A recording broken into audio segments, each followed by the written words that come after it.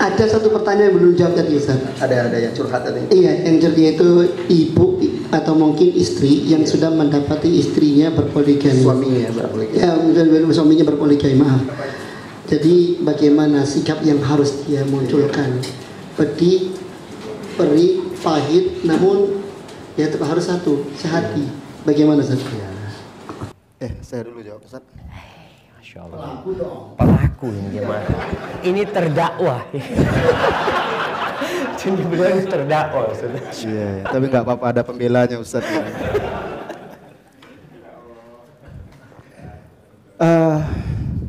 Suatu subuh, baru selesai sholat subuh, ada ikhwan yang nelponan.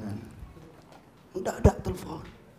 Saya tidak biasa mengangkat telepon. Terus telepon berkali-kali. Akhirnya saya SMS, afwan atau maaf, tolong di SMS saja apa keperluannya. Dia SMS, Ustadz ini sangat penting, tolong diangkat telepon. Akhirnya saya angkat. Ada apa? Ustadz, saya minta solusi ini. Kenapa? Istri saya pingsan. Loh, pingsan kenapa? Tolong cerita. Dia pun cerita tuh, napasnya sesak. Ada apa masalahnya? Begini Ustadz, jadi istri saya itu kalau kemana-mana ngumpul sama akhwat-akhwat, dia cerita dia sudah siap kalau suaminya poligami. Cerita, wah saya siap, insya Allah itu agama Allah, syariat Allah, dan segala macam. Bahkan dia cerita, Ustadz, dia sudah menghatamkan buku yang Ustadz terjemahkan itu, yang istriku menikahkan itu.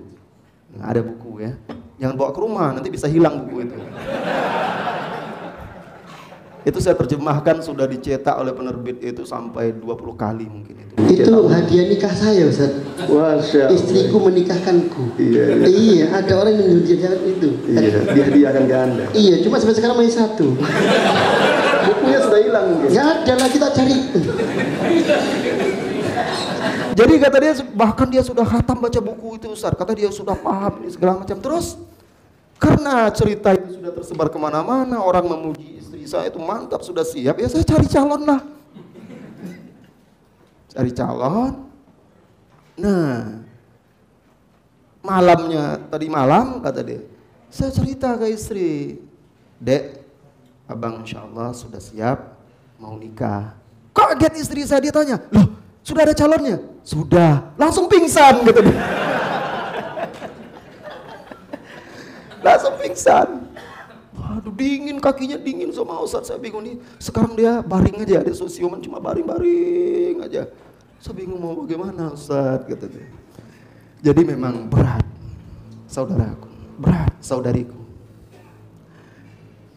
Makanya ketika seorang wanita ternyata akhirnya mengetahui bahwasanya suaminya telah menikah tanpa seizin dia, apa sikap dia? Saudariku, kembali seperti sebelum-sebelumnya saya katakan, kembalilah kepada Allah Subhanahu wa Ta'ala, karena hanya Allah lah pelindung, penjaga. Tidak ada daya dan kekuatanmu kecuali dengannya. Minta kelapangan dada, kesabaran terhadap apa yang Anda sedang hadapi, ya, yang sedang Anda hadapi.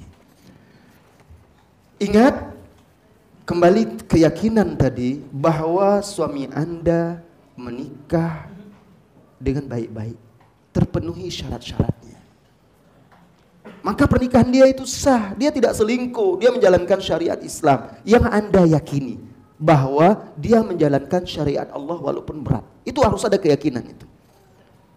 Kemudian yang ketiga, pahami, seorang suami menikah dengan wanita lain tidak wajib dia harus izin kepada istri. Itu bukan syarat, tetapi baik. Ya, alangkah baiknya kalau dia bicarakan, lihat kesiapan istrinya, dia bicarakan. Itu juga lebih baik. Sehingga istrinya paham, mengerti. Kalau dia menikah seperti itu akan lebih baik hasilnya. Tapi kalau ternyata tidak, dan kalau dia tidak menikah juga dikhawatirkan malah terjerumus kepada zina, karena dia seorang laki-laki yang mampu, sering pergi kemana-mana, godaan wanita itu cukup kuat pada diri dia. Ingat wahai saudariku, inna syaitan idza ya'isa minal abdi atahu min qibalin nisa, bapak ini dia sudah taat, kaya raya, rezeki dilapangkan, godaan itu besar. Dia sudah taat, punya akidah. Syaitan bingung mau nyesatkan dia bagaimana? Dari wanita.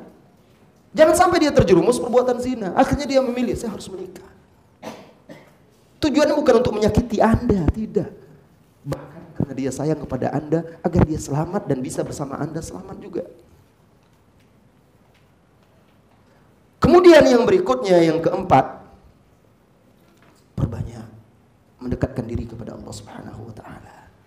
Dan berusahalah permasalahan itu Anda selesaikan bersama, Anda hadapi bersama suami Anda, jangan keluar dari rumah Anda. Bahkan kalau perlu, orang tua Anda tidak ikut campur.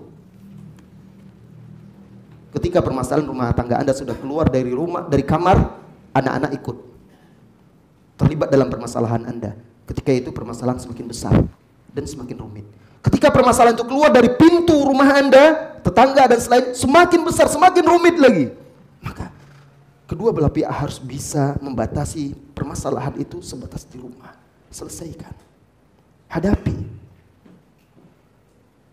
Dengan tetap berpegang teguh kepada agama Allah Subhanahu wa taala. Yang kelima, saudariku, dalam masa-masa seperti itu Anda butuh seorang teman mendampingi Anda. Pilih teman yang amanah, bukan kompor, tetapi yang betul-betul tulus memberi nasihat kepada Anda. Suami pun Anda harus paham, ketika Anda menikah lagi, istri Anda mendapat beban yang sangat berat, bagaikan sebuah gunung yang menimpa dirinya. Kadang-kadang dia akan jatuh sakit.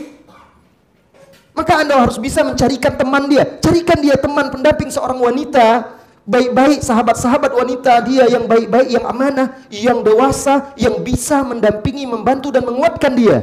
Ini juga ilmunya Ustaz, carikan. Kalau antum besok, istri antum carikan teman. Cari sohib saja, bismillah. Ilmu jemaah, kita belajar ini. Jangan biarkan dia mencari teman sendiri, akhirnya bertemu dengan teman-teman yang malah mengompori. Wah, tidak. Anda harus cari teman-teman yang salihah, yang bertakwa, yang sabar, memberi nasihat, motivasi, mendampingi. Seperti itu. Akhirnya Anda bisa melalui itu. Dan ingat, badai itu tidak selamanya. Pasti ada saat-saat tenang. Jadi ada seorang ustadz mau telepon saya, mau share, mau sharing apa? Masalah nikah lagi. Aduh, SMS atau WA aja Ustaz. Kalau telepon lama sekali itu panas, ini masalah panas ini. Panas telinga. Akhirnya WA. Tanya sini. Akhirnya dia tanya, Ustaz, kalau berpoligami itu apakah tipe antum, rumah tangga antum berpoligami apakah tenang-tenang, ada riak atau ada gelombang? Saya bilang, Ustaz, itu pasti ada dalam setiap rumah tangga. Kalau antum cemas dan khawatir berarti Anda belum siap. Nggak usah nikah lagi. Kalau Anda masih mempertanyakan apakah tipe nanti itu penuh riak, gelombang atau tenang, berarti Anda belum siap untuk berpoligami. Anda belum pandai berenang. Anda belum pandai untuk menakodai kapal yang lebih besar. Karena badainya semakin besar. Jadi Anda sebagai istri jangan perturutkan emosi. Hari pertama, kedua, ketiga, sebulan, 2 bulan, 3 bulan Anda sangat berat. Bahkan seringkali cemburu membakar diri Anda. Ketika itu perbanyak berzikir kepada Allah, perbanyak membaca Al-Quran, perbanyak sibukkan diri dengan hal-hal yang positif, ibadah, mendekatkan diri kepada Allah. Hasbi Allah wa ni'mal wakil, atau perbanyak zikir hasbi Allahu la ilaha illahu. Itu akan membantu melapangkan dada kita. Dan dengan kesabaran Anda seperti itu, insya Allah nanti akan berbuah manis.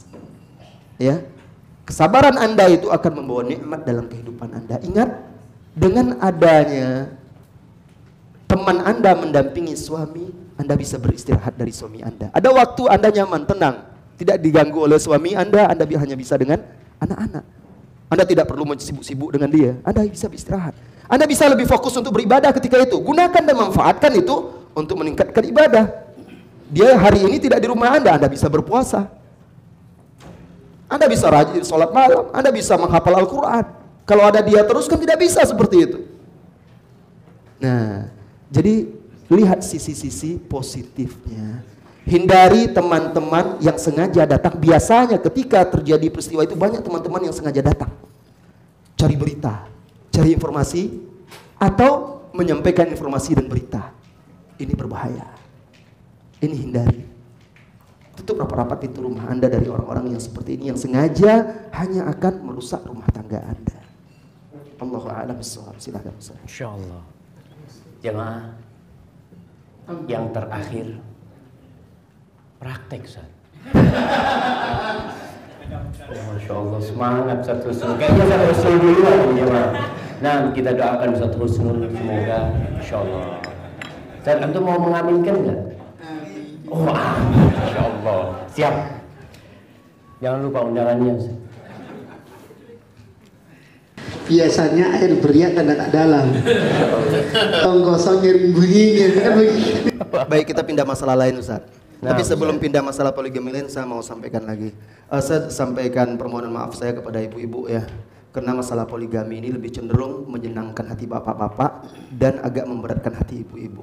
Saya mohon maaf, tidak ada maksud apa-apa, tetapi ini masalah ilmiah, masalah kehidupan yang wajib kita sampaikan dan dipahami dengan benar agar tidak ada yang salah paham dan salah mengamalkannya.